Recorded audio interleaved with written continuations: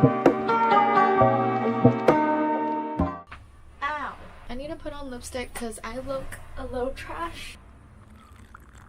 Hey guys, it's Audrey and welcome back to my channel. Today I'm going to be filming an FAQs video, and the reason I'm doing this is because when I put a poll up on my Instagram story about the questions that you guys have for me, I got a lot of the same questions, so I decided to just put them together and make an FAQ video. And hopefully after making this video, people won't be asking the same questions over and over again.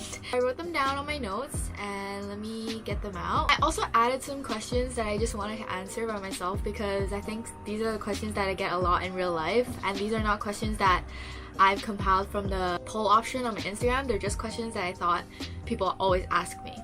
Where are you from? I'm from Hong Kong, that's what I tell people, but actually I was born in Singapore. I don't have a Singaporean passport, I was just born there and I lived there for 3 years, and then I moved to Taiwan for a year, and then I came to Hong Kong and I've been here since I was 5. And also my mom is half Taiwanese.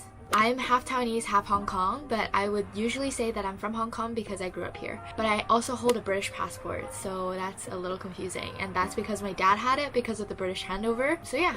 Anyways, second question. How old are you? I'm 19 and I'm turning 20 this year in May. Third question is, are you studying? And yes, I am. I'm going to school at HKU and I'm studying Global Creative Industries. That's my major, and my minor is sociology. Are you working? Yes, I am working right now. I teach dance classes and I also do a lot of part-time shows, dance shows usually, and some modeling gigs here and there, freelancing. Yes. What do you do as a dancer? Okay, so people all know that I teach class and that's pretty self-explanatory. I just teach a routine. But in terms of what I do as a dancer, I do a lot of commercial style dancing. For example, I recently did a show in Macau, and that was for Sun City, which is a corporate company in Macau, and they were having a private event and we were invited to go there to do a performance. It was kind of just an entertainment dance piece. So I do a lot of those kind of things, and on top of that I also do, for example, music videos or TV stuff for TVB or View TV, etc. Not too many concerts as of right now because I have to go to school, so a lot of the concerts require a longer period of commitment and I'm not able to give that yet. How do you balance school and dance? Oh my god, this is the question that I get all the time. For me, it's actually really difficult, especially this month. I have so many dance gigs lined up, a couple modeling stuff, a couple shoots, a lot of classes. I need to sub some classes as well. There's a new studio that I'm gonna be teaching at. On top of that, I have my midterms at school. I have to get my group projects in, so it is pretty difficult to balance. But for me, I think it's really helpful to keep all my stuff on my calendar. So I use my iCal. It's just an app on my phone and it's linked to my laptop as well. I split it into different calendars, so I have my personal teach dance class, take dance class, dance jobs, in brackets rehearsals and shows, HKU classes, and HKU assignments. When I split the stuff up in my calendar, it makes it more easy to organize it, and I guess if I know what I'm doing every day, then I'm able to prioritize what I need to get done. For example, for this week, today I have on my notes my classes that I had today, my lecture, and then I have to teach a class at 5:30, which is in an hour. Actually, I'm filming this right before teaching class.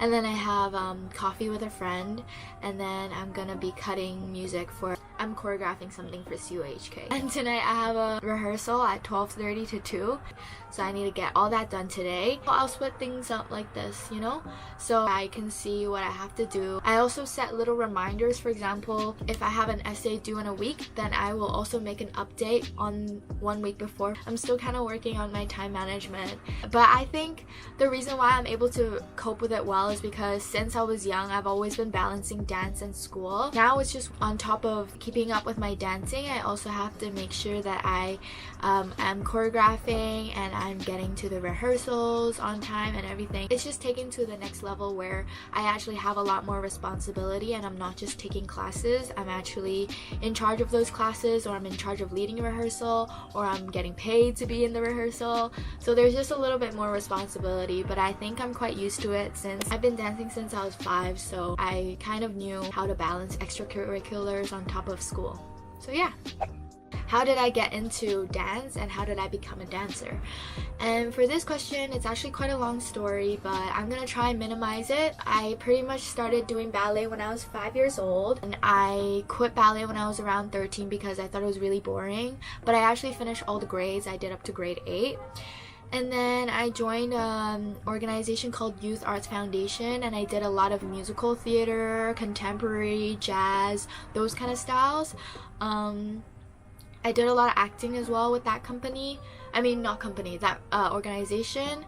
And then I found studio open classes where I could learn jazz funk at the age of 16. So it was around 4 years ago. And that's when I first started training in jazz funk. I only took like 1 class a week when I first started. And then eventually I got really into it and I started taking more classes. I went to LA in the summer. After I came back, I think I improved a lot.